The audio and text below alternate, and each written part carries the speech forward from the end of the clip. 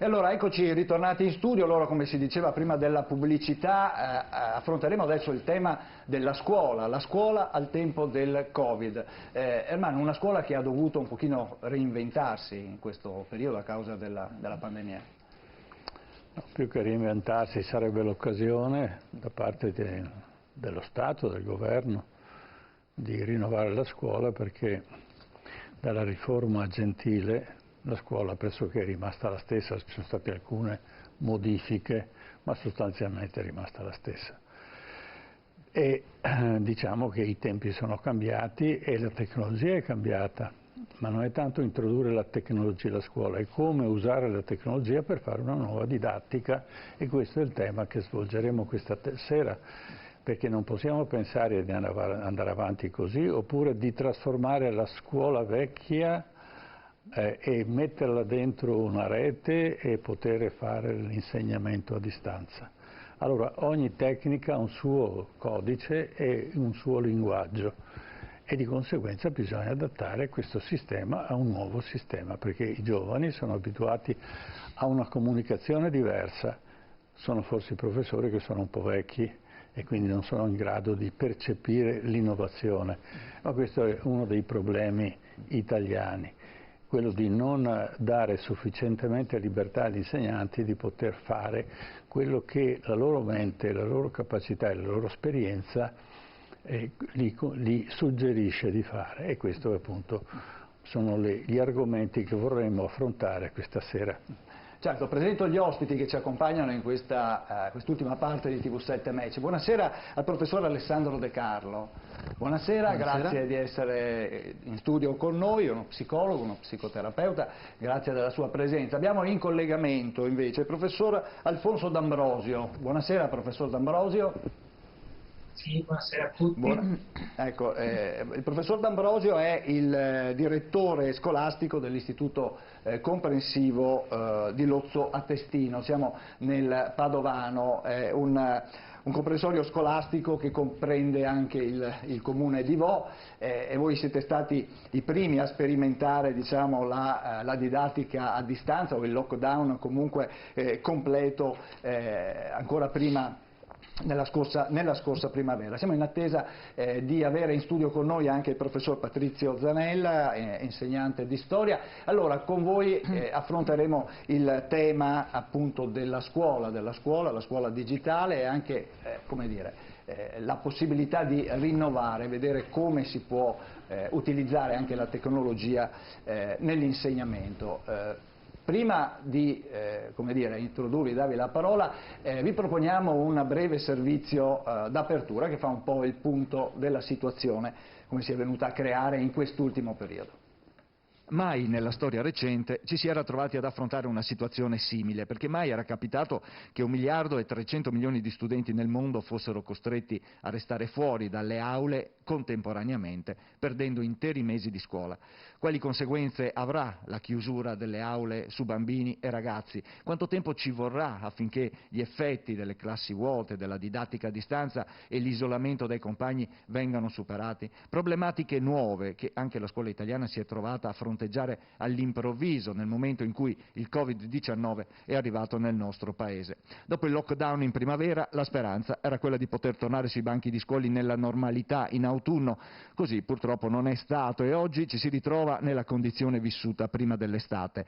Molte regioni sono tornate alla chiusura totale senza che i problemi del primo lockdown fossero stati risolti. Il governo tra giugno e settembre ha elaborato un piano di rientro senza precedenti, si sono investite risorse economiche, sono stati coinvolti più soggetti istituzionali e locali per riportare la scuola nel suo luogo naturale, e cioè nell'aula fisica, ma non sempre sono state trovate le soluzioni migliori per facilitare la riapertura. Per docenti e studenti così è ricominciata la didattica a distanza, studenti a casa, docenti in presenza negli istituti. Ancora da risolvere i problemi legati all'affollamento, ad esempio nel trasporto pubblico, forse la vera ragione dell'impennata dei contagi delle ultime settimane, ma gli effetti del Covid-19 Covid-19 sono anche altri. Infatti avrebbe fatto sparire dal radar delle scuole centinaia di migliaia di ragazzi. In pratica, lezioni a singhiozzo e opportunità formative assottigliate rischiano di creare un esercito di svantaggiati, e a essere colpite sarebbero in particolare le ragazze. Si stima infatti che siano oltre 1 milione le giovani fuori dallo studio, dal lavoro e da qualunque percorso di formazione. A sostenerlo è una recente indagine di Save the Children, che vede nel Covid un elemento divisivo tra studenti che possono e quelli che non possono accedere alla didattica a distanza, con una ulteriore penalizzazione che colpisce il genere. Anche per il corpo docente restano tanti problemi da risolvere: la novità della didattica digitale integrata, i lavoratori fragili, il lavoro agile, il rischio biologico, gli aumenti di stipendio e poi la stabilizzazione dei precari, oltre alla sicurezza del post-Covid-19. Protestano i genitori e protestano i presidi e i docenti, per i quali chiudere la scuola rappresenta una sconfitta. La didattica in presenza deve essere preservata il più possibile. E mentre si attende ancora la consegna di 900.000 nuovi banchi scolastici, quelli con le ruote e quelli senza ancora mancanti, viene da chiedersi se non sia il momento giusto per prendere il coraggio a 2 mani e cogliere queste difficoltà come occasione per ripensare completamente la nostra scuola, nell'organizzazione e nella didattica, per arrivare a una scuola nuova che stimoli la creatività, la capacità critica, la voglia di porsi domande degli studenti che, ricordiamo, sono i futuri dirigenti di questo nostro Paese.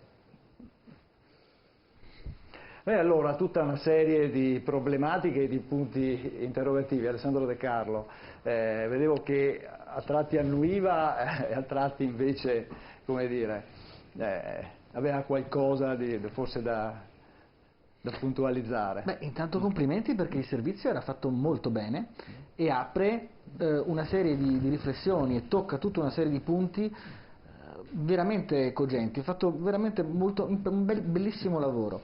Sicuramente io ho qualche dubbio sul gender gap, perché probabilmente è più un gap di classe che di genere, chi può e chi non può, piuttosto che una questione di genere, ma non ho dati sufficienti, sono solo un po' dubbioso, mentre è giustissima la riflessione finale, perché in questo momento noi stiamo facendo una didattica a distanza che non per colpa degli insegnanti e neanche per colpa, se vogliamo, del Ministero, che comunque non ha avuto molto tempo, è improvvisata, è fondamentalmente un tentativo di portare l'aula reale online, cosa che era stata anche accennata prima. Quando la didattica a distanza, io ho avuto la fortuna di costruire un corso di laurea telematico che è stato poi accreditato dal Ministero, e lì hai tutta una serie di strumenti che sono prettamente diversi: lezioni registrate, lezioni dal vivo online, seminari in presenza, questionari costanti per l'apprendimento, per il monitoraggio da remoto,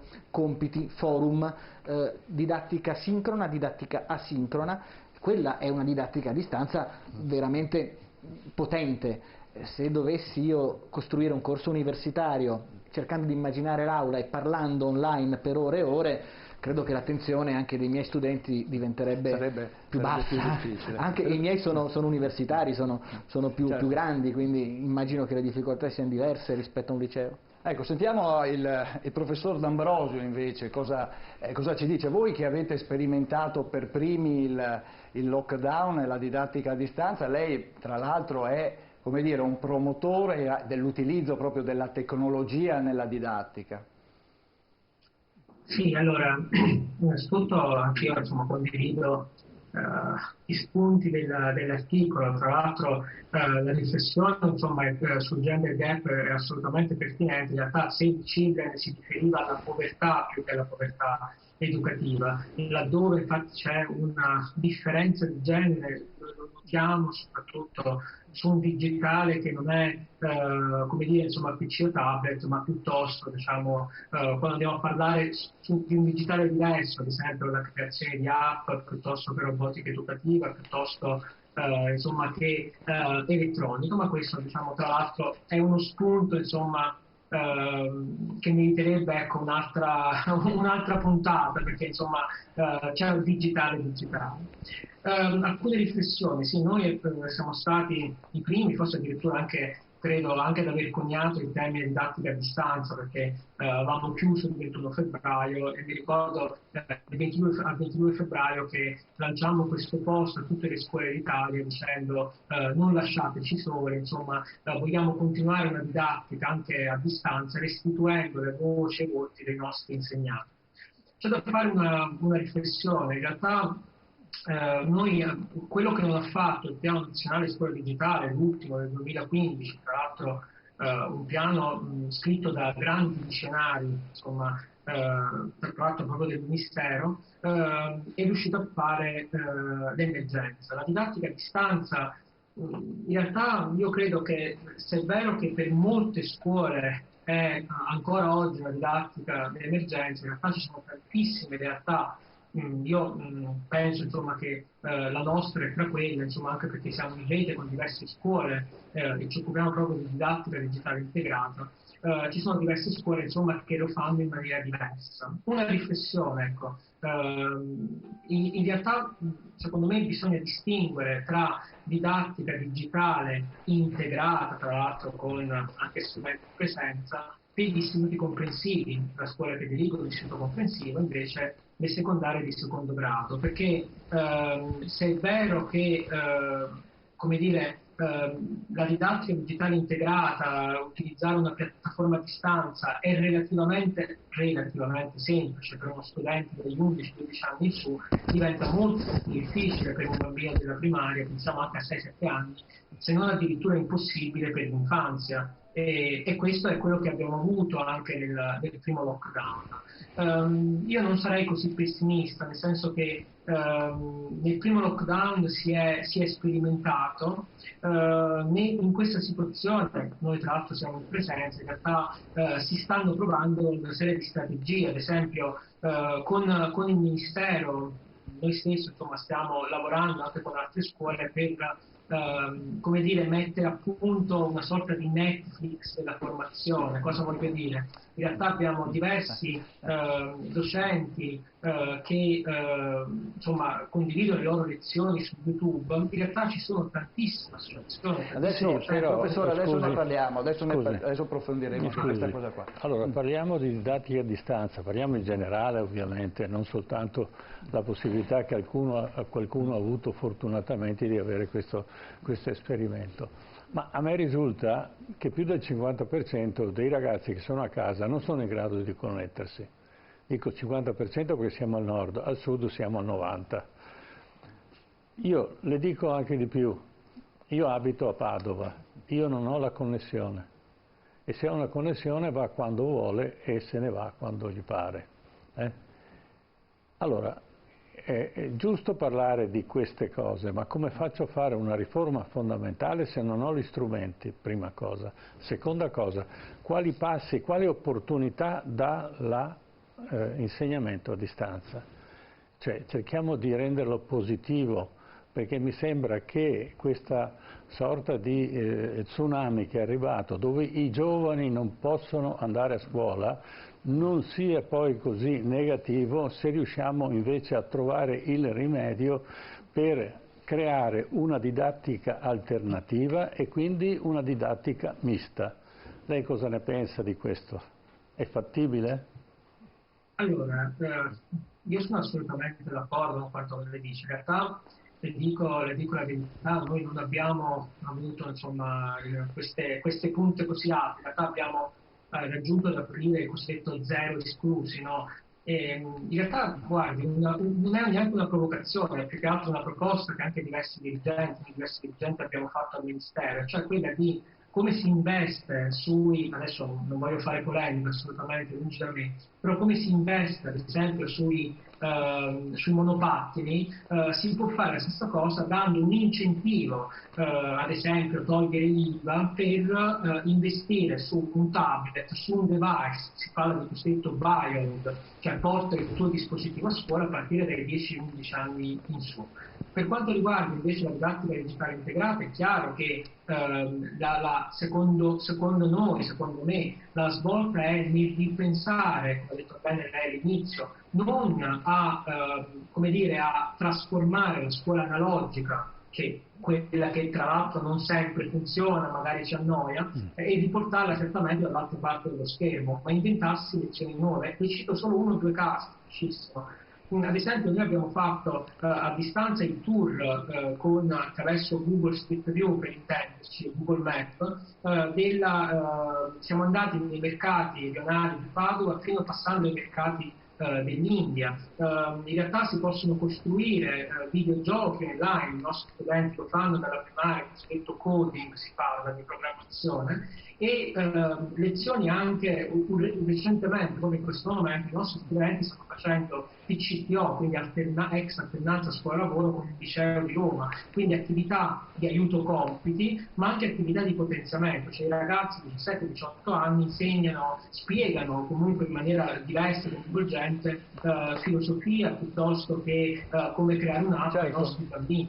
Certo, professore. Certo, professore. Allora, intanto grazie. Volevo salutare anche il professor Patrizio Zanella che ci ha raggiunto nel frattempo. Buonasera Zanella. Ecco, io la coinvolgo subito. Abbiamo sentito il professor D'Ambrosio che ci ha raccontato un po' di quello che è l'utilizzo, tra virgolette, quello che si può fare, l'opportunità che dà anche appunto l'utilizzo della tecnologia nell'insegnamento, ma lei sta facendo didattica a distanza a scuola?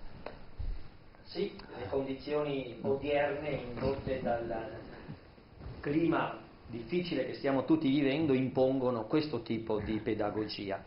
Teniamo presente comunque una cosa, che la didattica a distanza vale, e penso che sia stato ricordato anche magari dai miei colleghi, chiedo scusa del mio ritardo, ma la didattica a distanza vale in funzione strettamente emergenziale. È in questo contesto che trova una sua logica e una sua ragione d'essere. Ha dimostrato, se non altro, di poter salvare un rapporto didattico, pedagogico per quanto riguarda la scuola, ma di per sé abbiamo anche notato quello che si chiama un impoverimento della didattica stessa, per cui va accolta e va spinta, se vogliamo, valorizzata, ma sapendo che è un palliativo. Basta ricordare come la scuola di per sé coinvolga l'empatia, le relazioni, i processi metacognitivi in itinere. C'è tutto un aspetto che riguarda proprio la relazione umana che la didattica a distanza non è assolutamente in grado di colmare, in primis. Però ha valorizzato un'altra cosa, ha valorizzato un altro aspetto, perché è giusto sottolineare che la pandemia ha portato al centro dell'attenzione di tutto il paese Italia il problema scuola. Genitori, famiglie e studenti di per sé sono stati coinvolti appunto in uno tsunami, come è stato detto, in un processo di nuovo apprendimento che ha sfidato le stesse procedure del passato. La scuola, se non altro, ha continuato a proporsi, a essere considerata una possibilità di speranza per il futuro, e tutti stiamo guardando alla scuola come speranza per il futuro, perché è un dato di fatto. Come e in che modo? La didattica a distanza prova in qualche maniera a garantire questo tipo di contatto, anche se sappiamo che lascia il tempo che trova. Qui si potrebbero fare tantissime altre valutazioni, perché è curioso un aspetto.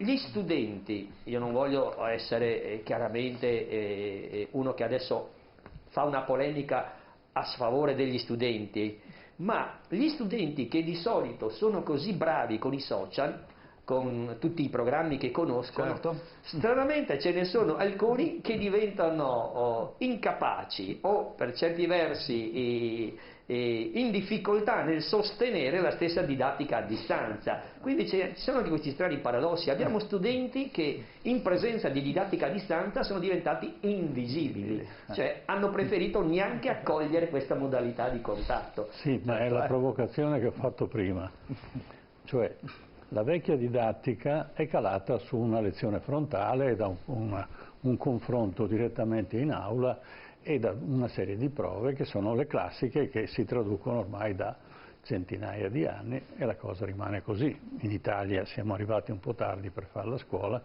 ci ha pensato Gentile 100 anni fa.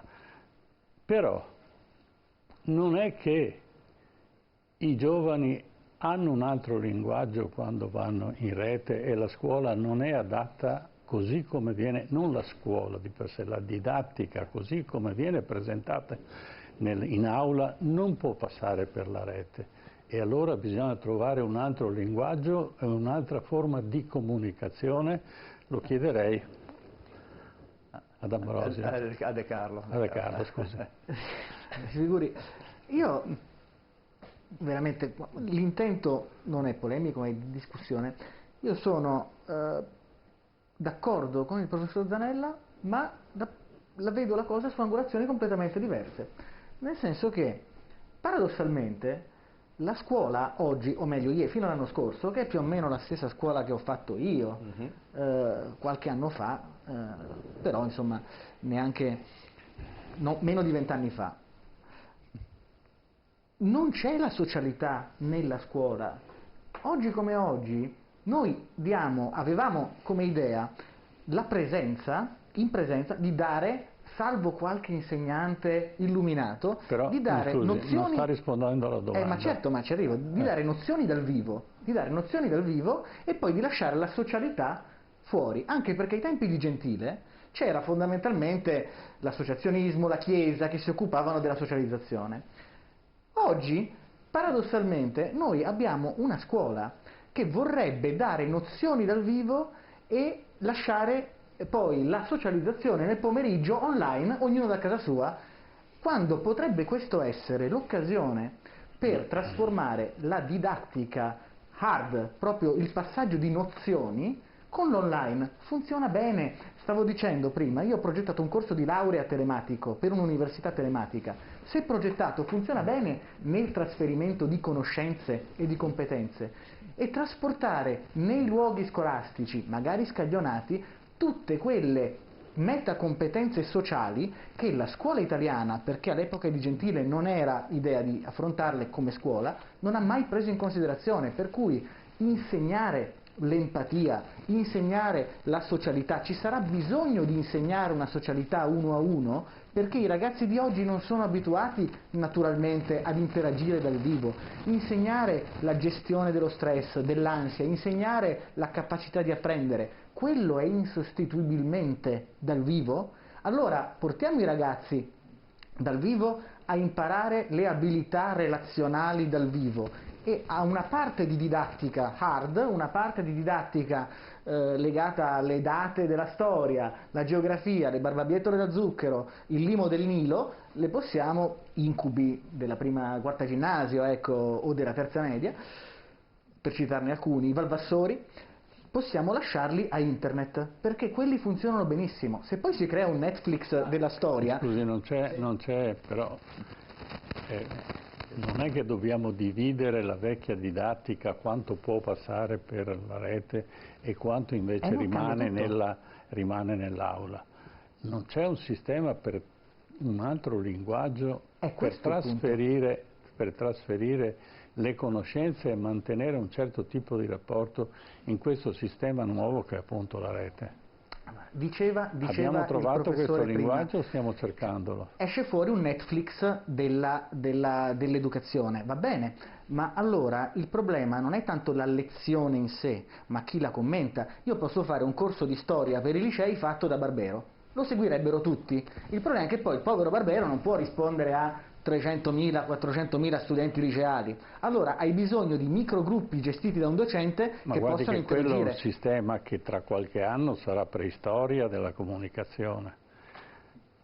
Cioè, Oggi il come Barbero oggi... che ti fa un'ora di bellissime, spettacolari interventi sulla storia, non è solo la facilità di accedere alla fonte, questo è il vantaggio, o direttamente, o l'approfondimento, ma anche la tecnica di come creare una tecnica della comunicazione, della didattica. I moduli online sono già di un quarto d'ora e poi servono tutti gli strumenti integrati, tutti gli strumenti di cui abbiamo in parte discusso. Che oggi c'è bisogno, comunque io sono d'accordissimo sul fatto che oggi ci sia bisogno e abbiamo l'opportunità di ripensare completamente.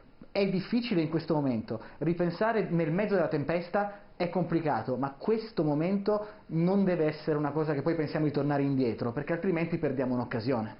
Sentiamo anche D'Ambrosio cosa dice, il problema del linguaggio, D'Ambrosio, professore. Allora, guardi, tra l'altro volevo solo fare una precisazione con il docente di storia. In realtà, non per citare Don Milani, ormai 50 anni fa, diceva che il primo problema della scuola sono gli studenti che lasciano indietro. In realtà gli invisibili della didattica a distanza ci sono anche nella didattica in presenza. Non dobbiamo pensare che la scuola in presenza che noi abbiamo desiderato e che desideriamo sia una scuola assolutamente migliore di quella che è invece a distanza. In realtà chiaramente noi siamo partiti nella didattica a distanza, lo facciamo ancora ora, perché comunque facciamo didattica digitale integrata per gli alunni che sono a casa in quarantena oppure che positivi da SARS-CoV-2, in realtà abbiamo completamente cambiato lo schema. Adesso provo a dirlo banalmente in 2 minuti. Prima di tutto ci siamo interrogati su come rivoluzionare, modificare lo spazio e il tempo a distanza. Cosa vuol dire? Lezioni che sono un mirroring, una trasposizione di ore e ore in presenza online non funzionano. Cioè fondamentalmente noi abbiamo ripensato a una lezione temporizzata su momenti diversi. Abbiamo cosiddetto inventato la lezione sospesa, ad esempio, un po' come a Napoli, no? Che c'è il caffè sospeso, come diceva Gullascio di Roma, si fa lezione in alcuni momenti. La spiego brevemente, ad esempio dalle 8 alle 9:30 del mattino, ci si interrompe per 2-3 ore, nel frattempo la lezione viene sospesa perché diventano dei compiti di realtà, delle prove di competenza, e si riprende magari a mezzogiorno o all'1, cedendola a un compagno di classe o un altro insegnante.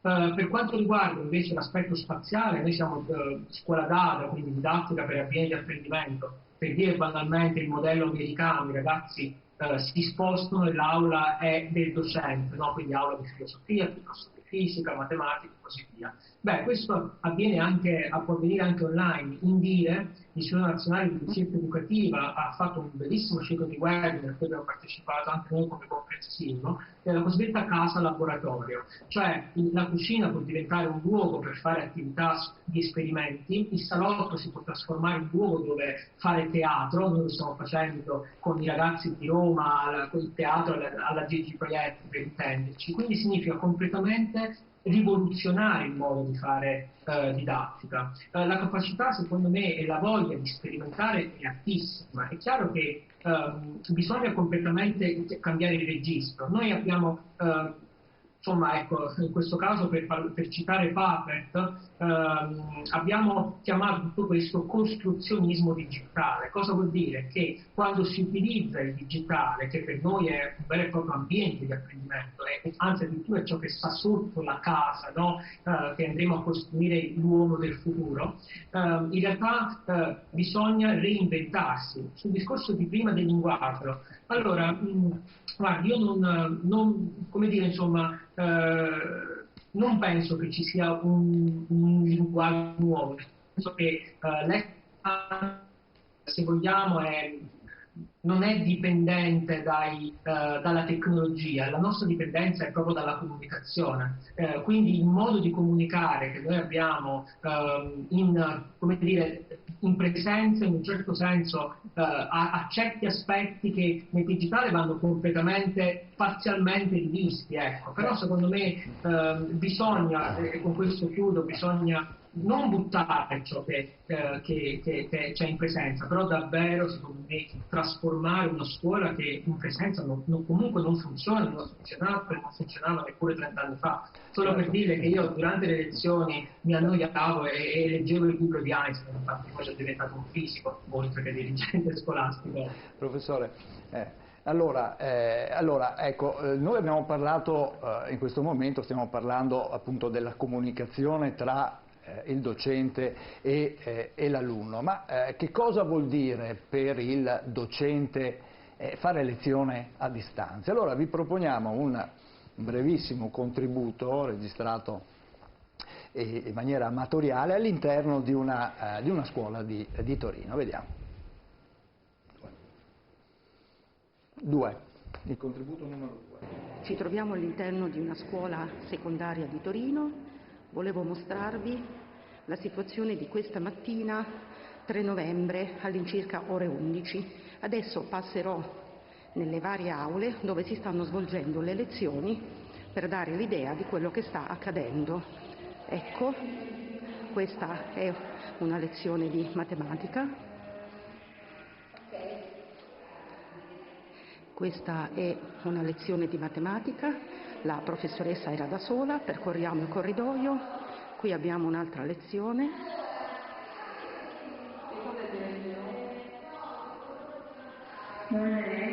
Siamo di nuovo in corridoio, deserto. Questa è la didattica totalmente a distanza, come si sta verificando nella città di Torino. Vedete i corridoi deserti, le aule sono tutte occupate da un solo docente, gli igienizzatori, aule completamente vuote laddove il docente non c'è, una situazione surreale. Ecco, professor Zanella. Mi scusi, sì. A me fa un po' sorridere. Ci è data un'occasione di cambiare la scuola, ma non improvvisando o così, cercando di porre rimedio mettendo una pezza. È l'occasione di far sentire voi docenti, e scusate, io sono stato docente all'Università di Padova di Scienze della Comunicazione. È per questo motivo che faccio queste domande. Quindi non vengo da molto distante. Il problema è la comunicazione audio-video, che è sempre stata un oggetto trascurato nella scuola perché non si insegna. Ma non lo dico adesso, lo dicevo 20 anni fa, che nella scuola non si insegna a guardare un film. Lo si guarda ma non lo si vede, perché non c'è la capacità di decodificare i messaggi. E allora si resta imbambolati, ma molti di noi lo fanno, solo chi fa il mestiere e sa cos'è il montaggio, cos'è la costruzione di un trasferimento di un messaggio audio-video, allora può anche intervenire e modificare, tant'è che abbiamo avuto vari registi che hanno interpretato il cinema in maniera diversa. Ma la rete non è che si allontana molto da questo problema. E abbiamo una cosa fondamentale nella rete, che possiamo essere capillari ed ha una memoria.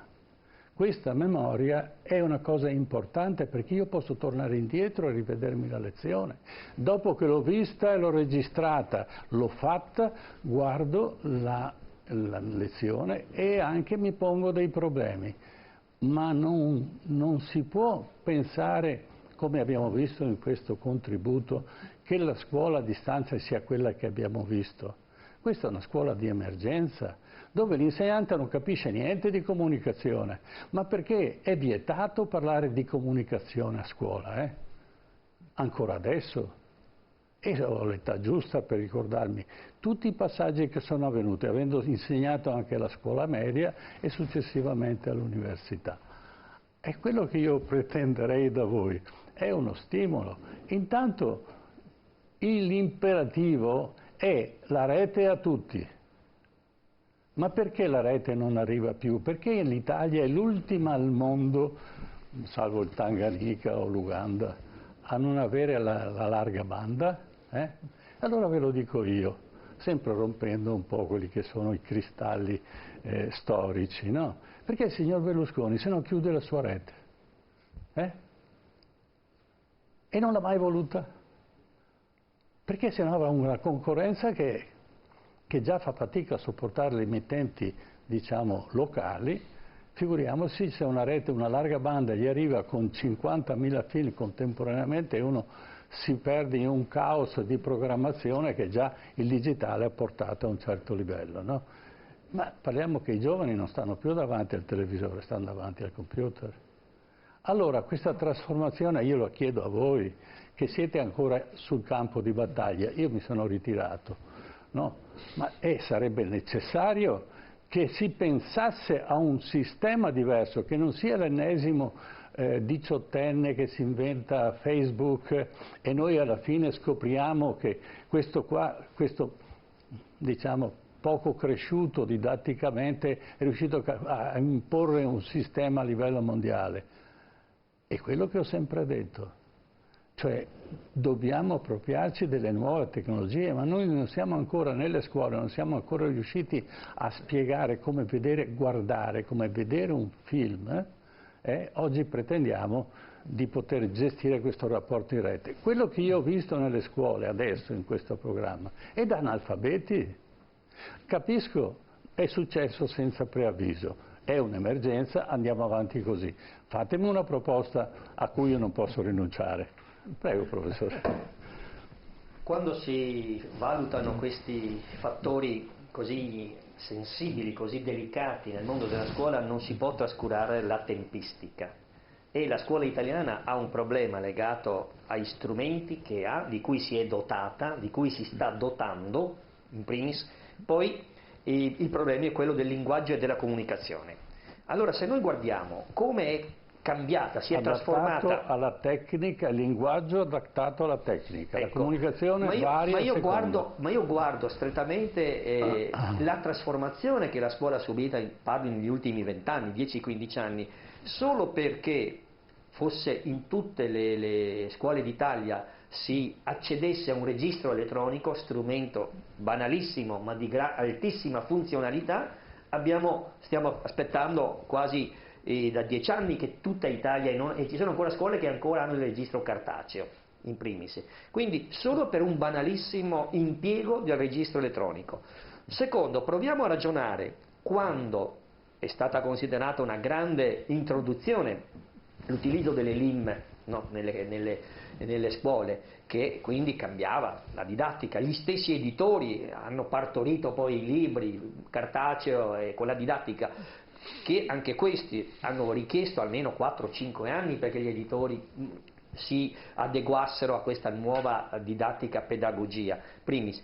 E poi adesso, se di punto in bianco nel giro neanche di 10 mesi ci troviamo a reinventare, perché si tratta di reinventare una didattica, adesso le norme ministeriali, perché la scuola si muove purtroppo con norme ministeriali, non è che c'è l'autonomia, d'accordo, ma ci sono delle norme ministeriali abbastanza precise, che ha cercato con un provvedimento appunto del giugno scorso, ha cercato solo di disciplinare un pochino la materia, di dargli una forma e una sua coerenza nel rispetto della privacy, nel rispetto delle ore, di quanto, di che cosa. È vero, ma tutto questo impatto a livello di pedagogia e di didattica negli studenti, nei docenti, ha bisogno ancora di molto tempo per essere assimilato. E in ultimo, come lei suggeriva, il discorso del linguaggio adeguato alla tecnica. Ma attenzione, la tecnica è altrettanto rapida e veloce nei suoi mutamenti come lo è il linguaggio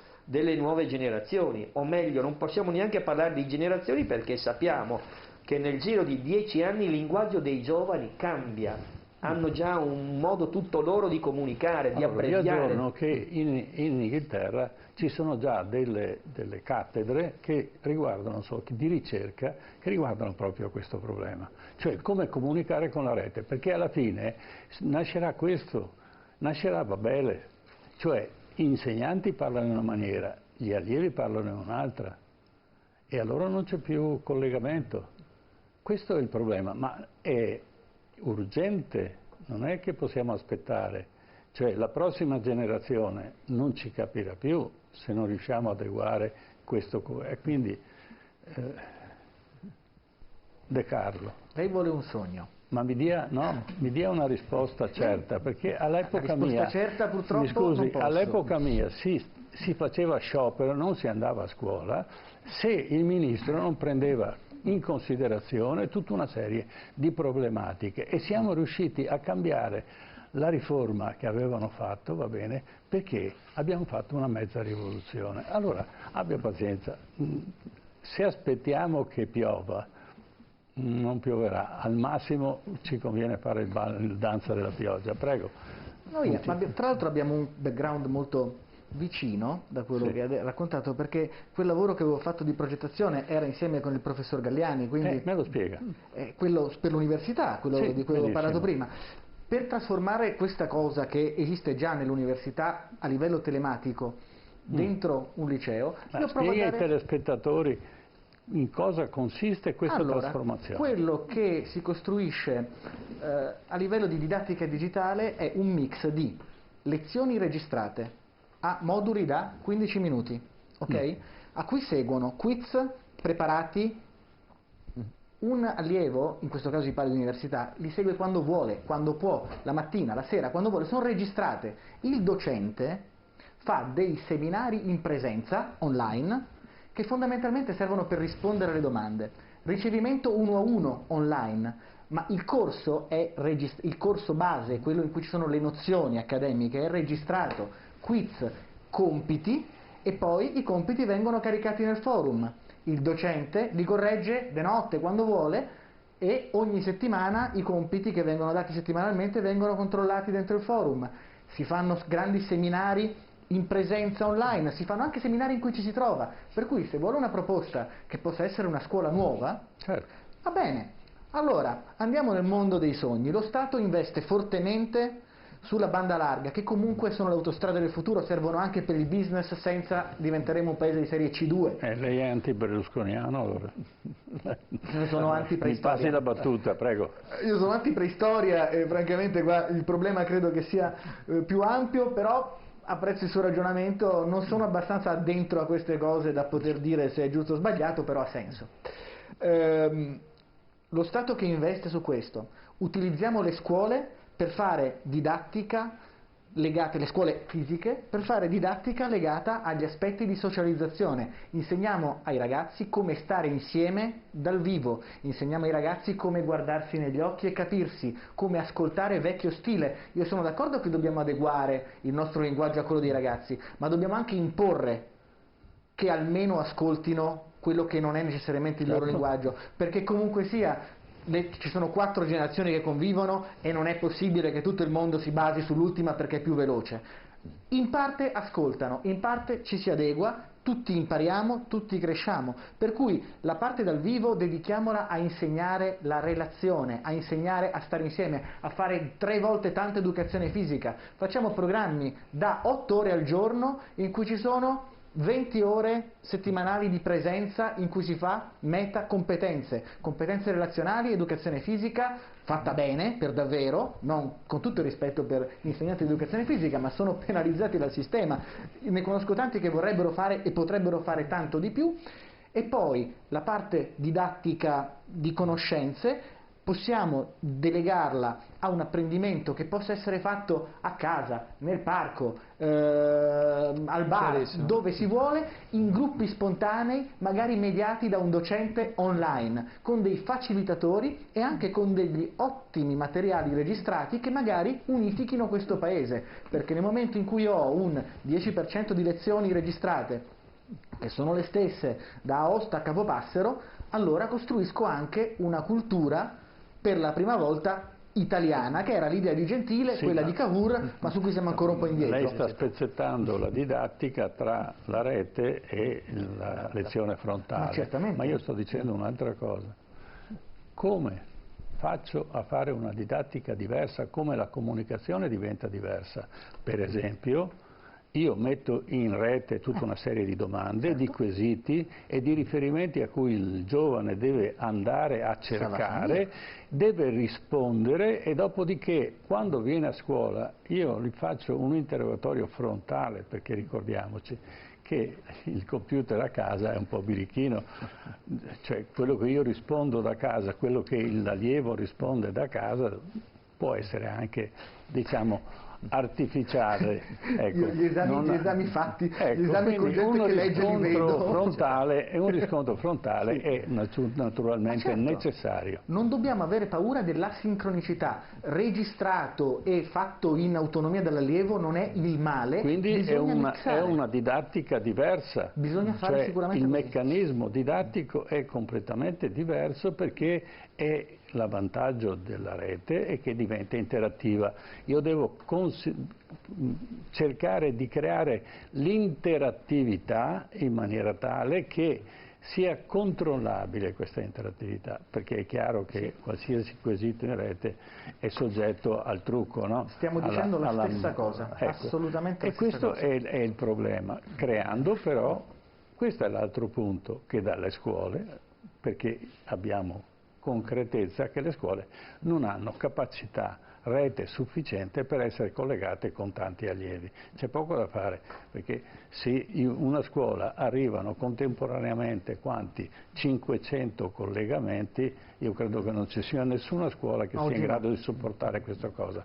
E quindi abbiamo una rete che è insufficiente, però il resto dell'Europa ce l'ha tutta. Come mai?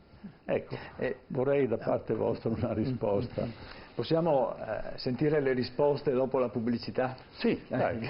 Allora facciamo un break pubblicitario, poi sentiamo le risposte e volevo sentire anche il professor D'Ambrosio, tra poco.